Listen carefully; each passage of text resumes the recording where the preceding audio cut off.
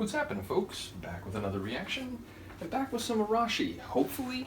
Which is to say, a friend of the channel, Dawn, sent me some Arashi tracks, like, it was many months ago now. And I had talked to her about Arashi and Matsumoto Jun, because as I've mentioned in some different videos, especially my J-drama, like, music or soundtrack reaction series, I do watch a lot of J-drama, and one of the very first shows I ever saw was Haniori Dango, starring Matsumoto Jun, as well as a number of like prominent actors who I have seen in different things.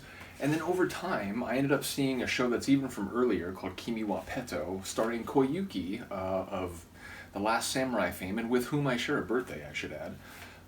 So I ended up seeing him in a whole bunch of things, 99.9, and maybe my favorite Matsumoto Jun show of all, Lucky 7, which is based on, I think it's like a British show, but you know, it's like completely redone and set in Japan.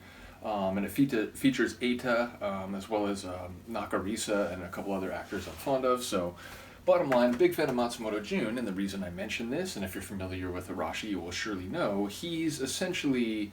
actually, that's not true. There's another guy who is also an actor who I have some J-dramas that he stars in, including the Locked Door Mysteries, I think it's called. Anyway, I was going to say that Matsumoto Jun is sort of the front man of Arashi. I don't think he actually is, but he is one of the really prominent members of this very famous J-pop group that's been around for a long time.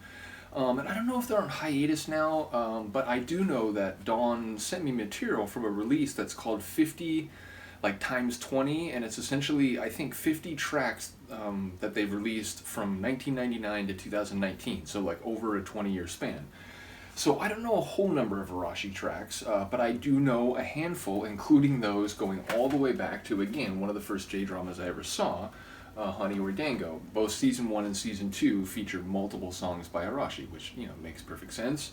And also, I forgot to mention, Oguri Shun is in Haniori Dango, and he's also an actor that I'm very fond of. So, in any case, like I said, Dawn sent me some Arashi tracks, and most of them, with the exception of the title track, like their theme track, which is named like Arashi, but it's like, the letters sort of separated. I tried to react to that and it got blocked. And I remember, I'm a big fan of the group Tokyo, Nagase Tomoya's group, and like he's another actor that I've seen in a lot of things.